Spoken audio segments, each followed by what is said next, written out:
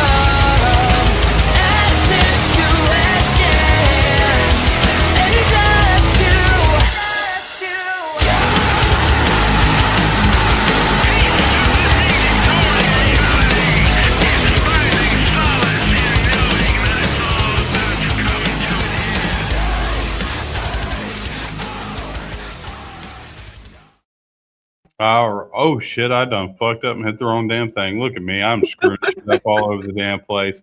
Look, it's a Tuesday. It is Tuesday night, right? It's Tuesday night? Yeah, it's Tuesday. It's a Tuesday night. Dude, we've done so many fucking shows today. This is show number 3 for us. And we still have another show tonight. All right, guys, we've got Maxilla here with us tonight. How are you doing? Oh, I'm doing just great. How are you guys? Absolutely fantastic. My brain is just absolutely fucking fried right now. Yeah, that's all right. Mine too, man. Oh God, always and forever. All right, CB, I'm gonna let you start the night out. So, how is the music in your area? How is the industry out there?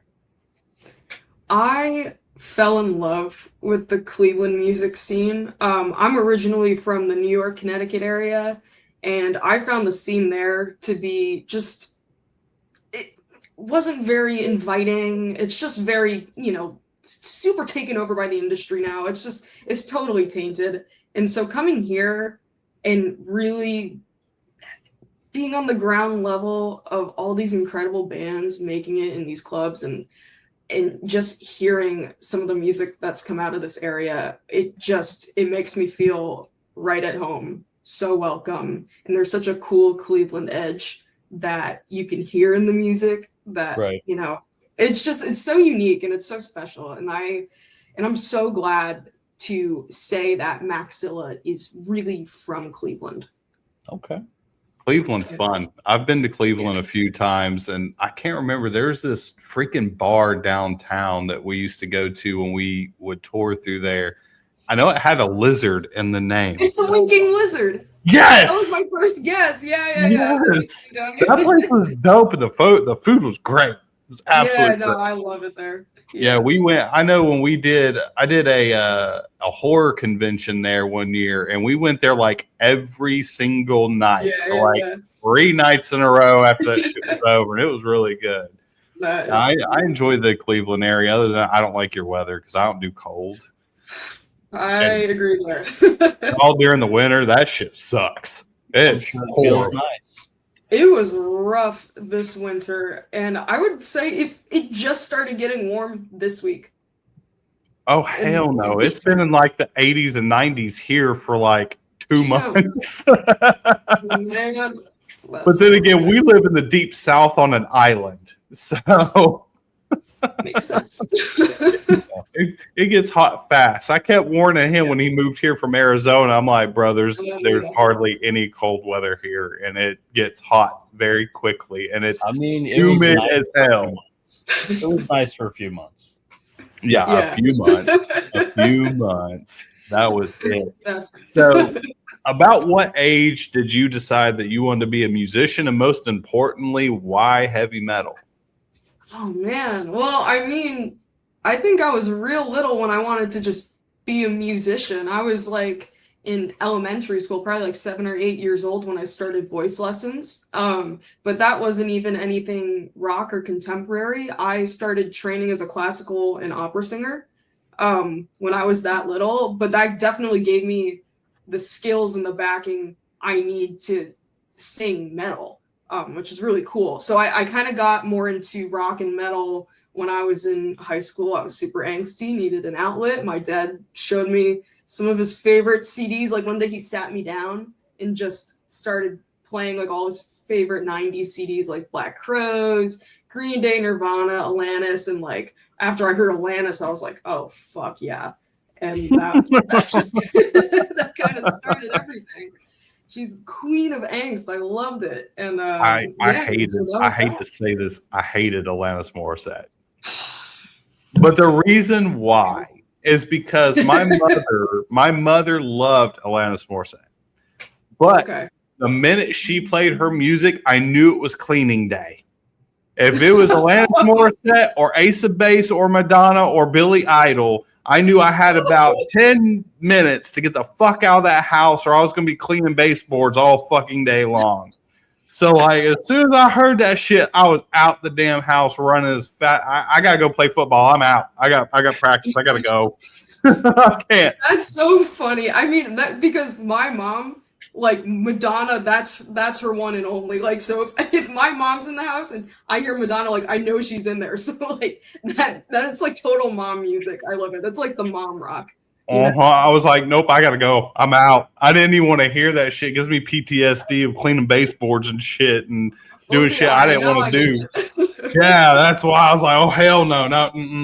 But for the music itself, I liked it because I was an MTV kid.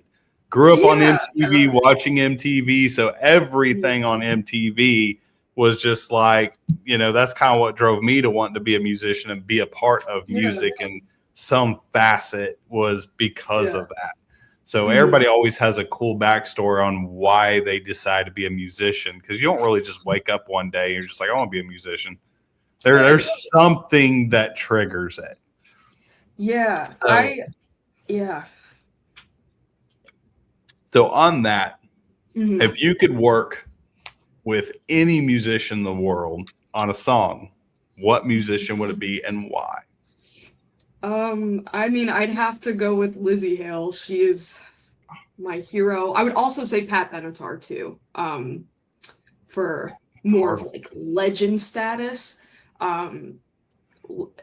Pat, from like kind of the 80s era, she was such an inspiration to me, and I've got to meet her a couple of times in real life, and she's so kind and so knowledgeable, and like being around her, you just wanted to like soak everything up like a sponge. Like she knows everything, and her husband Neil, her guitarist, he is a delight, and he knows so much too. So I think getting to work on music with them I would learn so much. And then getting to work with someone like Lizzie Hale, who's just my ultimate hero. She's like everything I aspire to be and more.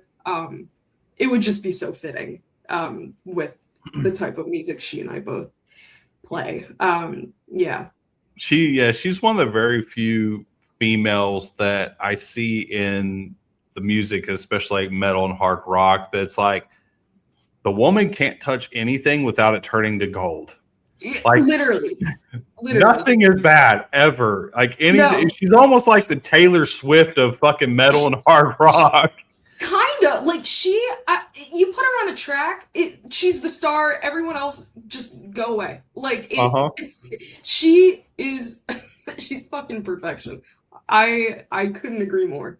That's one of the things that I loved about her and watching, because I pay attention to everything and I check everybody out and I watch. And I remember I had no idea who Hellstorm was.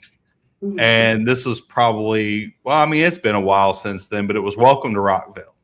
And I was at Welcome to Rockville. I go to Rockville every single year. It was one of the very first years they played, and I hadn't really listened to their music. So I'm sitting there looking down, and I'm like, I've seen this band, seen this band, seen this band. Well, who the fuck is Hellstorm? I have no clue. So I go watch it, and I'm just like mesmerized. I'm like, holy, this chick's like the fucking Energizer Bunny, and she's just like fucking killing it. And there's so many people, and I'm kind of embarrassed that I had no idea who they were. And I'm just like, man, I should have known. Exactly. Oh man, she'll make you learn. Oh man. Everybody around me is like, have you ever heard? They're so great. And I'm like, yeah, I just acted like I knew exactly who they were. I was like, I'm not going to tell them that I have no idea who these people are. But they were, and I've been a fan ever since. So that's a damn good answer. Oh, they're the fucking coolest, man. All right, CB, you're up, brother. What is a pet peeve of yours in the music industry? Gosh. I love this question. When geriatric men walk up to me after a gig and give me notes about how I can perform better. This has happened so many times. What? Yeah. Yep. What? All in the Ohio kind of rock and metal scene. You get your these groups of these older men, and they're going to these shows. They love the female fronted shit, and they will come up to me after the shows. This has happened easily more than one occasion. And they'll just start unprompted just giving me notes. Oh, you should sing into the mic more. Oh, you'd sound better if you do this. Oh, you should use that. And I fucking ignore it. But it's the worst. It is the fucking worst. After you come off the stage after a fucking high of an amazing show, and then I have some idiot who doesn't know his ass from his head telling me what I need to do better on stage. And I'm like, dude, fuck off. So I would say that's probably my biggest pet peeve, which is a pretty unique one. I don't even know what to say to that, because I never ever in my life have I seen that, and I've played in a lot of female fronted bands. Matter of fact, the band I play for now is female fronted, and I'm just like, dude, if somebody did that to my lead singer, I think I would probably flip shit. Oh, my band members were ready to I got the greatest guys in the world backing me, so it's nice to hear you say that, because they were the same way. They were like, dude, what the fuck are you doing? Shut the fuck up. So, who the fuck are you? Right, who the fuck are you? Yeah, it's who is just on the stage just now and who's not. Right, and he's fully in a vet, a Vietnam vet hat and the fucking thing, and they just waltz right up to you and tell you how it is or how they think it is in their head. Not a care in the world. I've never seen such audacity. It's almost impressive. Oh, okay. All right. Well, I have not heard that one before, but that's all fucking new. Okay. All right. So if you had a chance to go on a world tour and you could take any 3 bands with you of your choice, they cannot say no. Who are you taking with you? Oh man. There is a band that we opened for months and months back called the Maxines, and they're from Savannah, Georgia. I know who they are. You know who they are? That's Savannah's only 45 minutes away from me. Oh shit. Okay, yeah, I would take them in a heartbeat. I watched her on stage and I was fucking mesmerized. She's the coolest. I would take them, and I'm trying to. Are we going more local, regional? Or are we talking anything? It doesn't matter. It's on you. Yeah, whoever you want. All right. All right. So the Maxines, I would take The Warning with me. I love The Warning. See, I wanted to see them at Welcome to Rock, because we were just at Rockville and we missed them. Oh no, they're electric on stage. They command the stage Well, so well. it was really hard because it was between them or watching Necrogoblicon, and Necrogoblicon one of my top 5 favorite fucking bands, and I was just that like, makes sense. Yeah, I'm sorry, I can't, I can't do That's it. very fair. I But felt so bad. yeah. Yeah. Hey, that's all right though. Like if you ever get the chance to see them, I would give my left leg to perform with them. That would be so cool. Then one more. I mean, I'll have to say Hailstorm again because they're just the fucking coolest. So Hailstorm, The Warning, Maxilla, and the Maxines. I think that would be a fucking killer tour. Okay, I dig it. All right, CB, you're up, my friend. If you had a chance to shoot a video anywhere in the world, didn't matter where it was, where would it be? Oh man.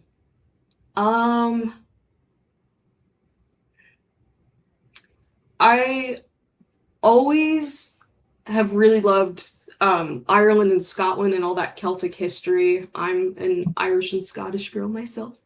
And I got to travel to Scotland once, and it was the most beautiful place I've ever seen. And I had the chance to go to Isle of Skye, which is like, it looks like a dream, a fantasy. So if I could shoot a video on the Isle of Skye, maybe next to some like cool castle ruins, like that would be fucking so sick. That would be dope.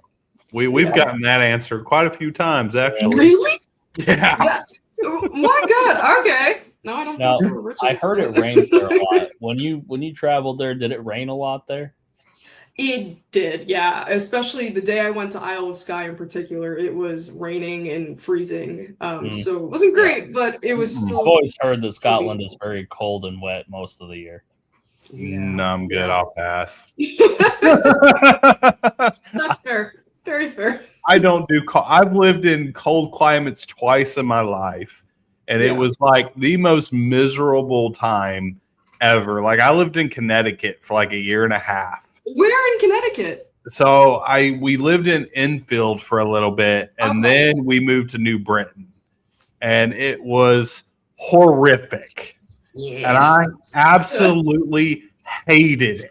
Hated it with an extreme pressure. Because when I moved there, it was February, and it was horrible. I was like, "Fuck this place."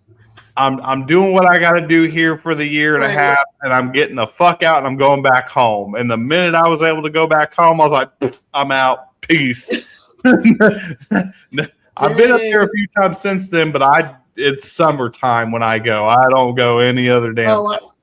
No. Yeah, I grew up like on the border of Danbury, Connecticut, and Brewster, New York. And so I get that. It is not fun for 9 months out of the year. You get 3 good months, maybe, and then, I mean, it's kind of the similar thing in Cleveland, but Cleveland's a lot more like, like there's more stuff to do here, so I guess you can kind of do fun stuff inside in the winter. But yeah, no, Connecticut's fucking drab. Yeah, no, that was just absolutely god awful. Like I was in the music scene there and going to shows, and it was miserable going to shows. It was miserable standing outside in lines to get into shows. Yeah, like it was just god awful. Yeah. The scene was great. The scene was great. Well, back then, I guess that was hell. I was in my 20s then, or upper 20s, and it was very much like if you weren't deathcore or death metal or hardcore, you didn't play. Period. In the story. Like that, it was all about deathcore and death metal, and if you were outside of one of those genres, you really did not play much at all.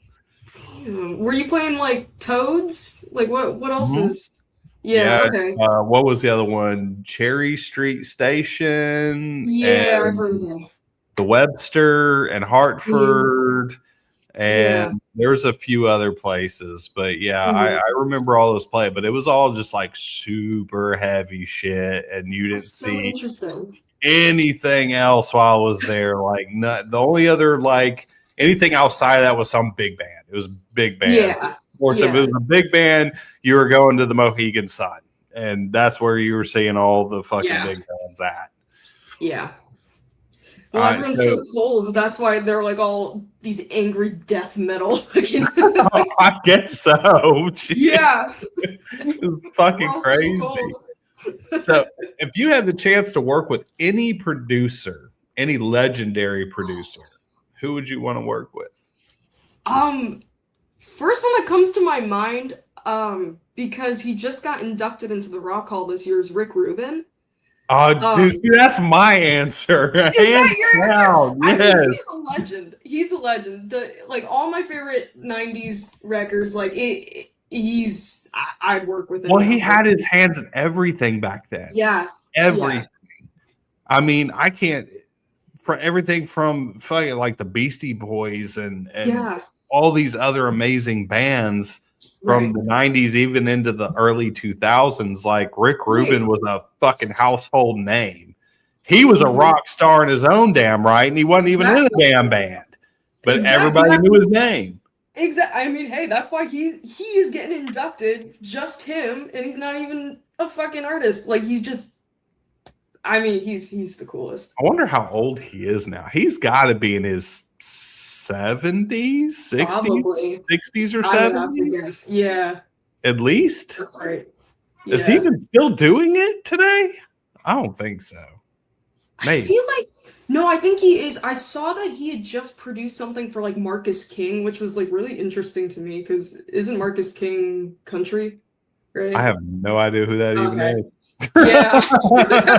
Like, I don't know. But I did see he has worked on some stuff recently for a few unique artists. So I would hate to see the price tag on that.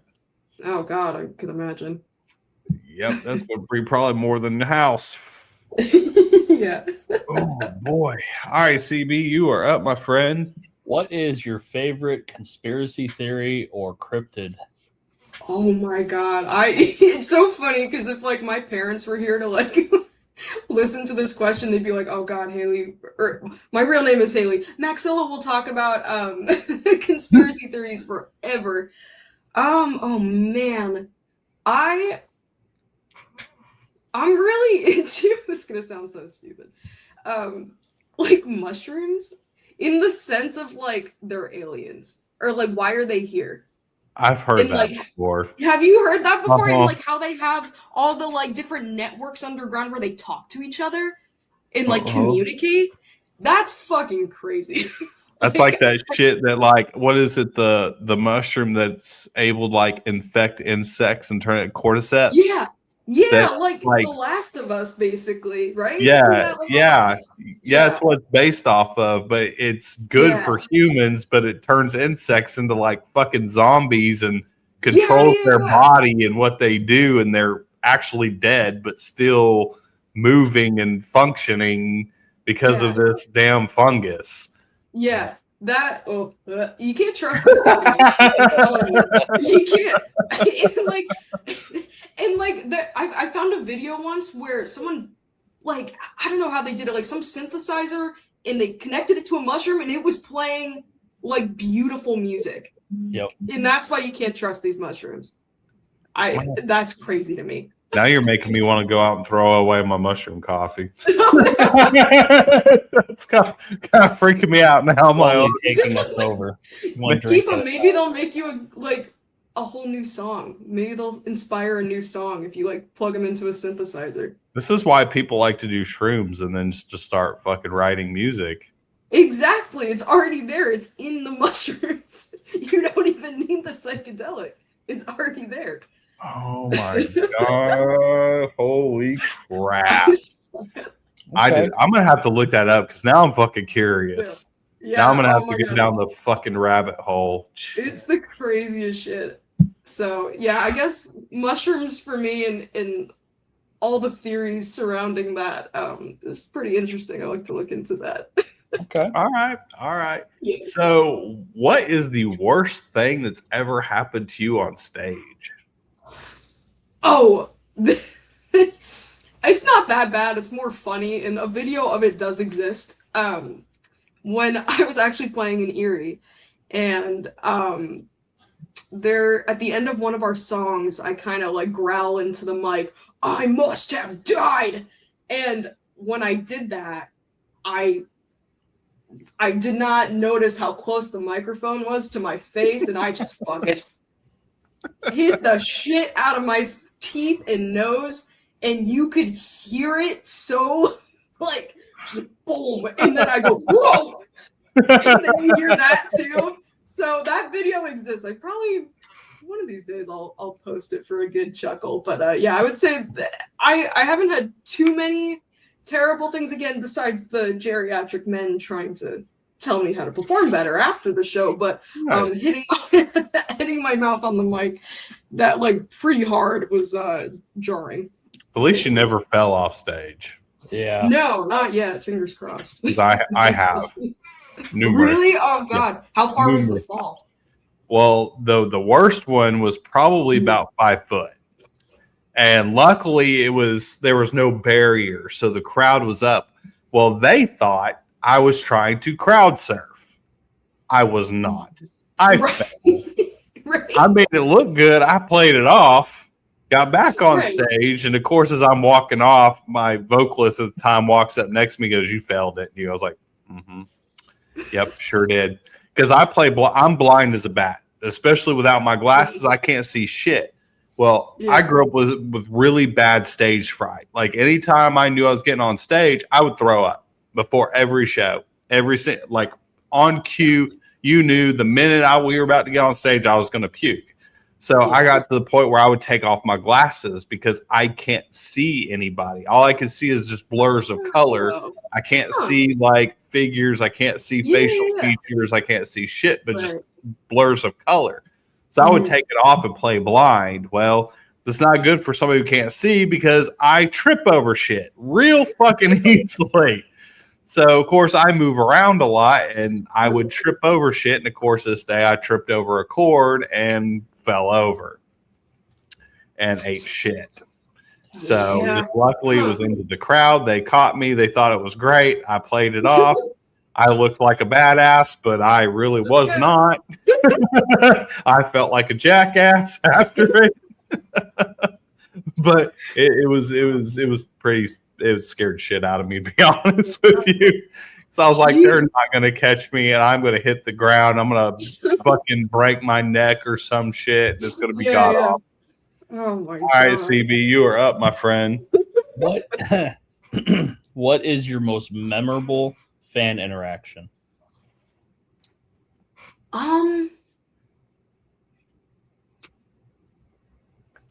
I think so we just performed with Burning Witches in New Hampshire. Ooh, that's good.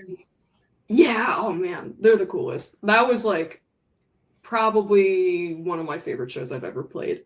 We got to like be with their stage set. They had like the whole like dark castle kind of tower.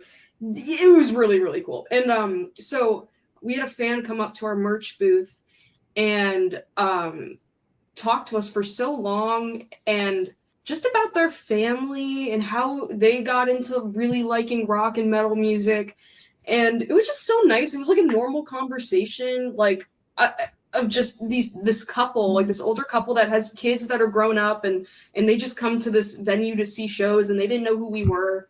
And then they started listening to us and they're like, oh, holy crap. Like, and so the wife, she's like, look, I make crafts and like, I do stuff like that. Like, can I have your email or you can have mine? And I want to make you guys something for your merch booth or a craft for free. And I'll just send it to you. And I'm like, oh my God, like, you don't have to do that. That's insane. And she said, no, like, I'm happy to do it. And it's that interaction. And I've had a few similar ones that the fans are the ones that are propelling us forward and supporting us from like the grassroots level, which is so fucking cool. And just like something so nice like that, like taking her time out of her day, even though she's a busy woman, she works, she has kids, whatever, but she's going to take a time and make crafts for us. Like, that's so cool. Like you just see the community that, you know, comes up to the merch booth and up to the shows, and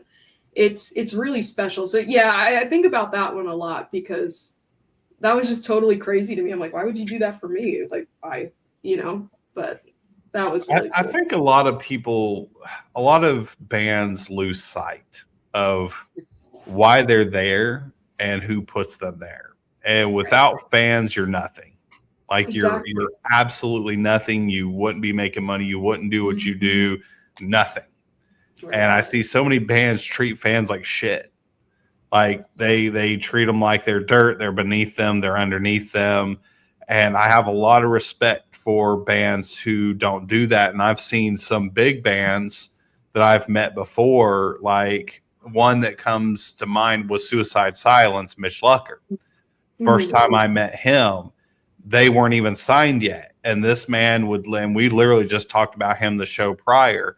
He would go out after the show and like meet everybody, shake their hand, talk to them, hang out with them, take pictures with them. And he would just walk around and talk to every single person.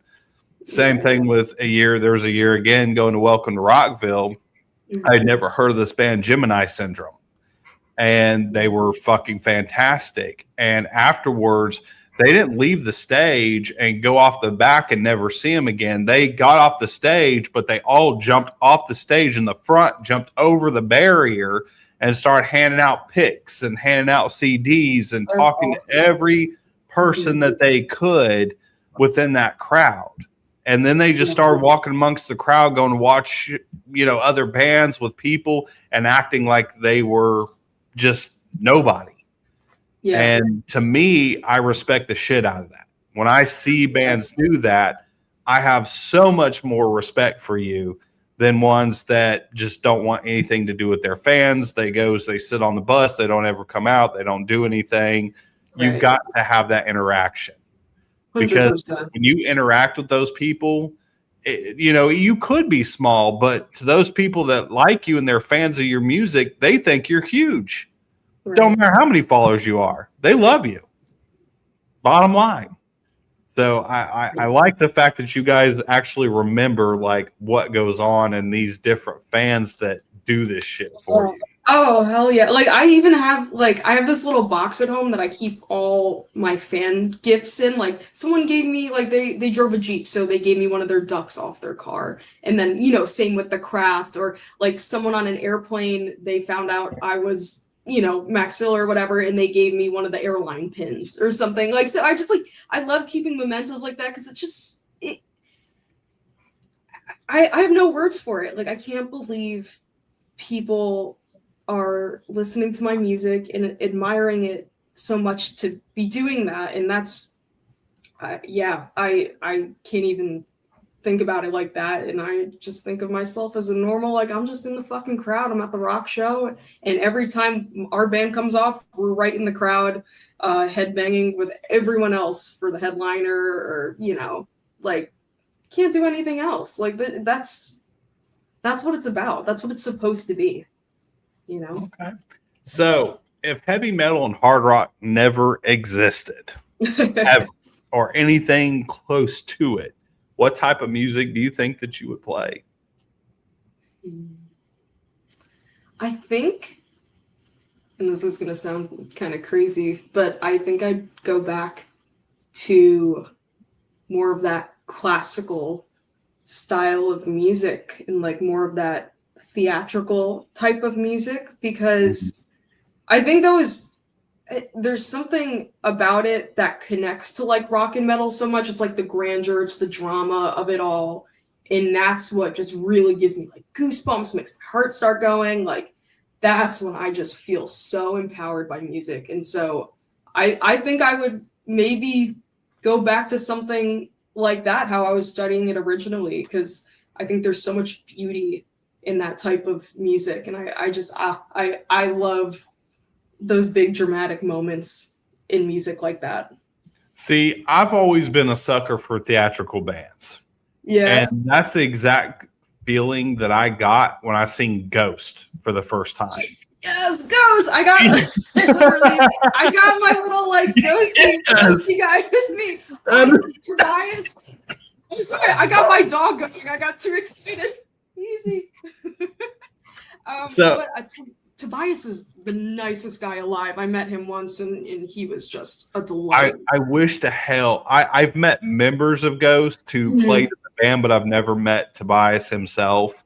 And I've probably seen Ghost at least 20 times. And I had no idea who they were again at Welcome to Rockville. It was another band that I had seen every other band that was playing in the time slot, and I see this band Ghost. And I'm like, well, that's a fucking cool band name. I'm going to sit here and watch. And we had just watched, and this was a terrible, terrible thing for the organizers at Rockville to do. It was so bad. So Flyleaf was on first. Oh, shit. Okay. So all these Christian groups were there to see Flyleaf because they're a Christian band.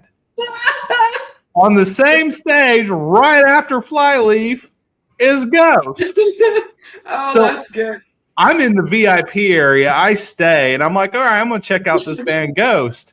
So, and there's some dudes next to me that are like laughing, and they're like pointing. So I go out there and I look, and you see all these Christian groups that came in like buses and shit like that from the churches. They stayed, and they're sitting there like waiting on the next band. And I'm like, why is all these dudes like freaking out? So I'm just like completely oblivious to what is about to unfold. So, of course, then I look up on the stage and the banners drop. And I'm like, is that Baphomet?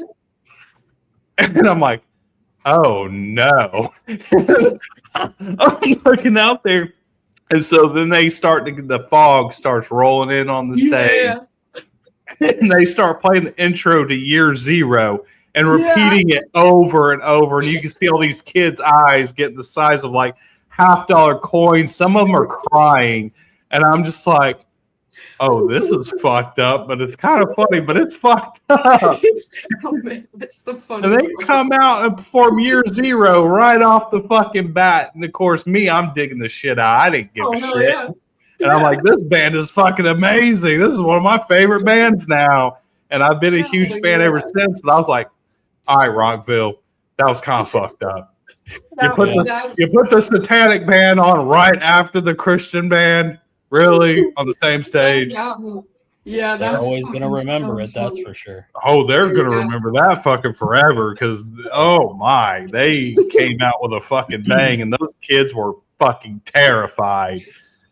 Like, you could see all their like older adult counselors over them because they had their like Christian shirts on from like what church they're from, like all of them, and they're just losing their minds, and I'm just like, oh man, can't tell me that they didn't know. Yeah, I was gonna say, I'm like, that was dumb. There's no way that they didn't know that band was coming on next. I don't know, because Ghost was still a relatively new band when this happened. Okay. So, and I'd never heard of them before ever either. I had no idea what to expect. So the very first time I ever seen Ghost was live right then and there. And like some of my favorite bands, like, you know, there's been bands I found that I really didn't like on a record, but then I see them play live. Yeah. And then that would completely change my thought process on the band. I don't know why, but there's been a Ghost is one of them. Yeah. All right, CB, you are up, my friend. What is your favorite horror film? Ooh. Oh, God, there's too many.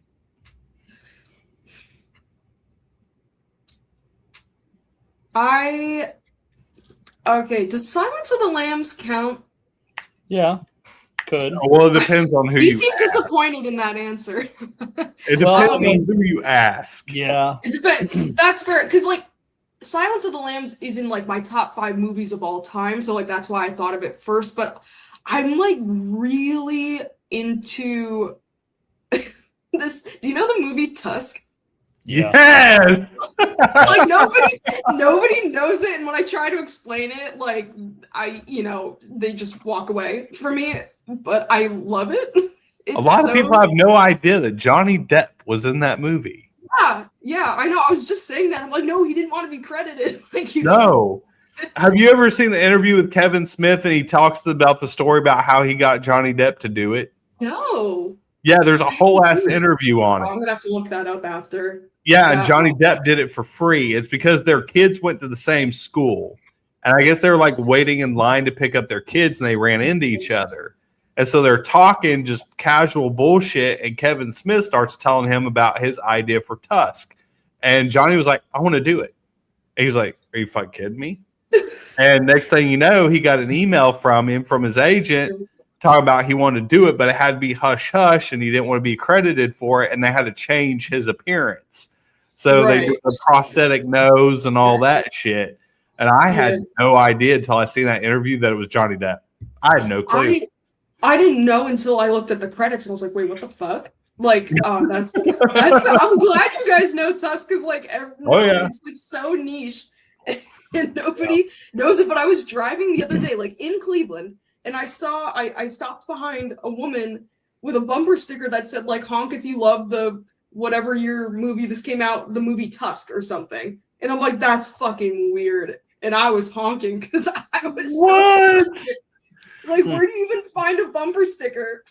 See, I like off the wall independent horror films. I'm big. Yeah.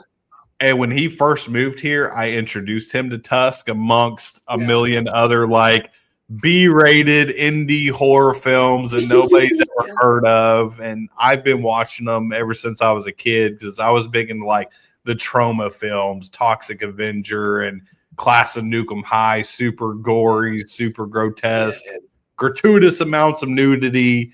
And I'm just like, man, you gotta watch this. And I told him, I said, you gotta watch Tusk. And he like watched it. He's like, what the fuck did I just watch? I mean, it's kind of a fucked up movie. I mean, it's kind of fucked up. You know, they're doing a Tusk #2 now, right? Oh my gosh! Stop it! Are they? They are. My night. That's exciting. I'm front row. Is that going to theaters or is that straight to a streaming service? I'm sure it's going to be straight to a streaming service. Highly doubt it'll ever hit the theaters, but oh yeah. So, if you had the choice to play any venue in the world, where would you want to play and why is it so important to play that specific venue?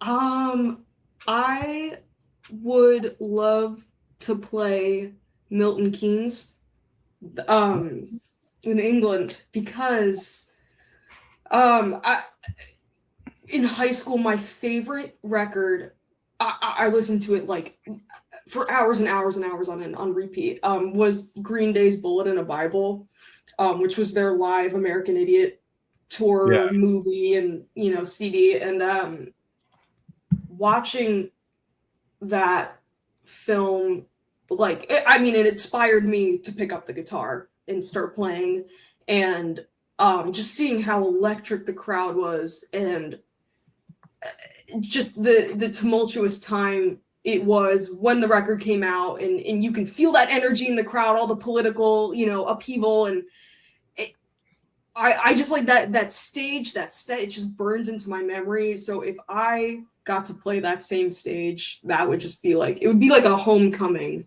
for me, like just in how I started. All right, fair enough. I dig it.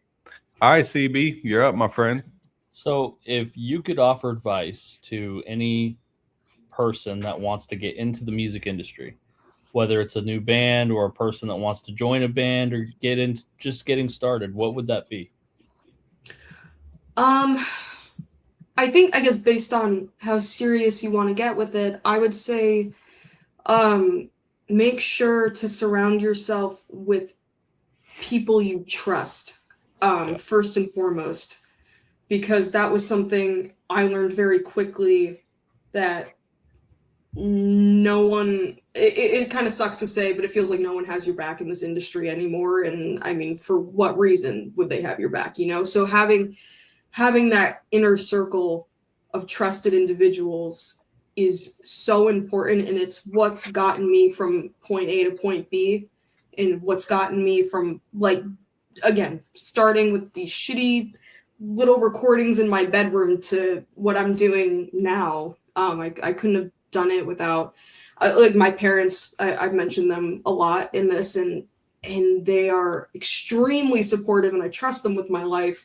And they've been following me with all my shows, and they'll help. There'll be roadies, there'll be drivers, there'll be, so I think like there are a lot of people in your personal life that you can kind of get to help you out with it, that so you can trust the people around you. I hope that makes sense, but that to me that's invaluable. It is. It really is, and it's kind of rare because like most parents, when they hear their kids listening like heavy metal and hard rock, they're just like, because mine were the same way. Like mine were like dead set against it. Like I was born. Now my family's from the East Coast, but for some reason they ended up in Oklahoma, and I was born and raised in Oklahoma, and everything was country music, and it was like force fed to us, and I hated it. I did not like it. Didn't want anything to do with it. Rap and hip hop, it was okay. I still didn't really just attach to it until, again, I found MTV. And the very first thing I heard was Ace of Spades from Motorhead. And I just like fell in love with it. And I wanted to be just like Lemmy, and I wanted to play bass, and that's what I wanted to do. And then, of course, one of the next bands that was pivotal for me was Green Day. And I found Green Day, and I got really into like pop punk and shit like that. And I found the Offspring and found all these other bands. And of course, like I'm like telling my parents, I'm like, I want to be in a band. I want to do this. I want to do that. And they were just like, that's evil. That's bad. That's the devil's music. And I'm just like, no, I'm going to do this regardless. Right. So of course I did it anyways. And they're like, oh, it's a fad. You'll get out of it. You'll change your mind. Well, here I am at 42, almost 43 years old, and I'm still the exact same way. Hell yeah. It's never a phase. That's so fucking cool. It never changed. I'm still dressing the same, still wearing the same shit. It hasn't changed in over 30 fucking years. Oh, yeah. Love to hear it. All right, CB, you're up, my friend. If you could design a tour bus, everybody's going to see this tour bus. How would you design it so everybody knows it's you coming down the street? So everyone knows. You necessarily want to do that? Yeah, that's a little less incognito, but I think so. Our new logo that we kind of rolled out a month or so ago, it has a Carnotaurus, like a big dinosaur on it. So maybe we can make the tour bus into one big kind of like Jurassic kind of, I don't know, something cool that all the kids will be like, Mommy, look, a dinosaur. And then we get a younger demographic of listeners, So maybe a dinosaur shaped thing, for the kids, right? It's not a terrible idea. Well, I guess it depends on the bands, because there's certain shows that I don't think kids should be at. Oh yeah, like Welcome to Rockville is one of those things. Like I get it, kids like it. Okay, take kids to Welcome to Rockville, but have them in a safe space. Yeah. Don't put these kids into fucking mosh pits with all these crowd surfers and shit getting violent. Like they don't need to be in that. That is dangerous. Yeah. Yes. Like I think it's dangerous for me in a mosh pit. I'm 5'2", so I would. Oh my god! Oh yeah, you're gonna get crushed. That's why I'm like, for my own safety, as much as I fucking love to, I can't do it. Holy shit! All right, so you could only listen to one album for the rest of your life. You can never listen to another band again. Just one album. What are you choosing? And why? Gosh. I feel like I've been asked this question a million times, and I feel like my answer always changes, but I'm trying to think. I don't know why it comes to my mind first, but Power Slave by Maiden. I think it's like the songs are long enough where like they're so dynamic, and there are so many parts to the songs, like especially Rhyme of the Ancient Mariner, like that shit's so long, and it's like so many different songs in one. So you would kind of get like a lot of bang for your buck in that way. with like an album Right. like that. But yeah, I don't know. Power Slave was so pivotal for me. That album made me like diehard Maiden fan.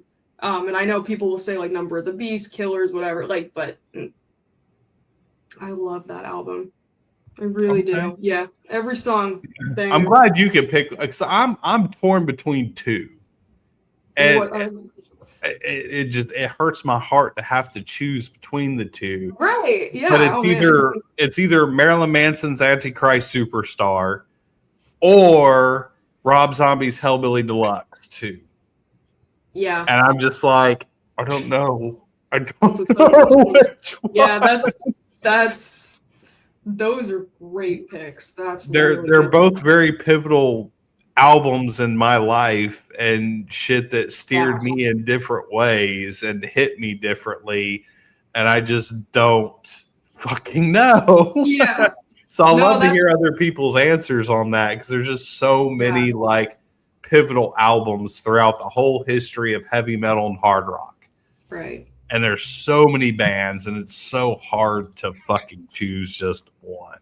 I know, like now you have me rethinking my answer. I'm like, I do like Hailstorms, The Strange Case of. That's probably another one I would do. Yeah. Oh my God. There's too many I'm thinking of. I can't keep thinking of this because I'll change my answer a million times. Exactly. Exactly. All right, CB, you're up on deck, bro. What is the strangest combination of food that you eat? Okay, it's gonna sound crazy. So I like for worse.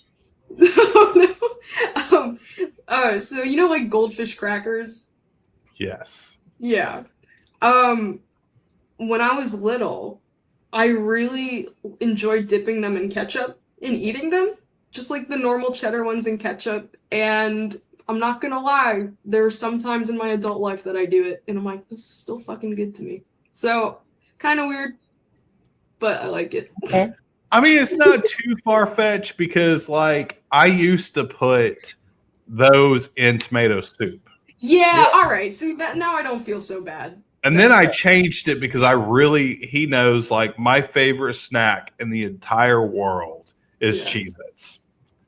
And I switched it to Cheez-Its once I got hooked onto Cheez-Its, because I had goldfish first. Yeah. And I don't know why I never tried Cheez-Its, but I tried Cheez-Its when I was like in my 20s or something. And I've been hooked on them ever since. And it's like a staple in this house. Like there's really never a point that there's not a box of Cheez-Its hidden somewhere in the fucking house, because like sometimes we have to hide them. It happens. But I fucking love Cheez-Its, and I put that shit in my tomato soup. Yep. All right. See, now I don't feel so bad. That's good. The worst one we ever heard, when we just talked about this earlier on the other podcast with Vild, but it was somebody, I can't remember what band it was, but somebody would eat banana, peanut butter, and mayonnaise sandwiches, which makes me want to vomit. I don't know if it's that one or the potted meat and peanut butter. I'm sorry. Yeah, exactly. So, potted meat and peanut butter sandwich. Like Spam and peanut butter. Yeah, exactly. Yeah. I want to fucking vomit. All right. That's like that. Those are dire times if you're eating that combination. God, oh my God! How do you even come across that? Oh, How do you think of that? See, that's what I'm like. Do you just sit there one day and it's like, you know what? I'm gonna put peanut butter, bananas, and mayonnaise on a sandwich, and that sounds fucking delicious. No, the fuck it doesn't. There's something wrong with you. You started saying like banana, peanut butter, and I was like, doesn't sound half bad. Yeah. And then To the I was mayonnaise. like, It's like, game over. game over. Holy cow. We're done. We're done. All right. So, guilty pleasure band. What is your guilty pleasure band? So it's not a band, but it's an artist. I That works too. All right, I listen to like a lot of pop in the car, especially in the summer, because I don't know, it just makes me kind of like feel happy, like it's summer, and I listen to a lot of Ellie Goulding. I don't know why. There's something about her and her unique voice, and it just like it scratches something in my head so well. Like I can't explain it, but I really am into her stuff a lot, like ever since high school too. And so she's always my guilty pleasure. I never tell anyone that I like I listen to that because they're like, huh? But Everybody knows mine. Everybody. what is it? What is it, CB? It's Barry Manilow. No, the fuck it isn't, you jackass. You shut your whore mouth. No, the fuck it is. It's Post Malone. Oh, okay. But not the that's country, like not the guilty. country stuff. Right. The No, actual, like, like, it's not, yeah, old school Post Malone. yeah. No, that I get that. I like his old stuff. Well, Yeah. he's also like, I'll bring this question up too, and this kind of goes into it. I always ask everybody, are you one of those musicians that listens to the same type of music that you play before you go in to record, or do you listen to something completely alternate? Oh. Which Post Malone's mine, because if I listen to metal, I have a tendency to write what I've been listening to, and it tends Right. to sound just like it. So I will listen to anything as far away from metal as possible, which usually mine is either Post Malone or getting into hip hop, it's Tech Nine. That, I think I subconsciously do that. Like not even realizing it. I usually do listen to my pop playlist on the way to the studio before I record, and I didn't even realize that until you said it. That is really interesting, and I think I do it kind of for that reason, because I need to step away from it so I can go in the studio. I'm like, okay, like that's Right. So I get that. My thing is like, you don't want to sound like anybody else. No. Like I hear too many younger bands go, well, I want to sound just like Slipknot. So they listen to nothing but Slipknot, and then they end up sounding like Slipknot. It's like, why do you want to sound just like that band? Why do you want to be yourself? You want to create your own music, your own sound, your own shit. So to me, I get the most inspiration out of artists who are not metal. I love that. Yeah, I totally get where you're coming from with that. And I think I definitely get some good inspiration from a lot of the pop ladies for sure. Like Lady Gaga, I love her new album. Have you listened to it? The Mayhem one? I can't turn it off.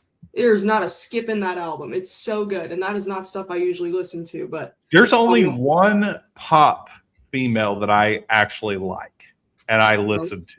And I have never said this on the show ever. Oh my goodness. Ever. And it was because of one song, and I don't know why I like the goddamn song so much, but I do. And that's fucking Sia.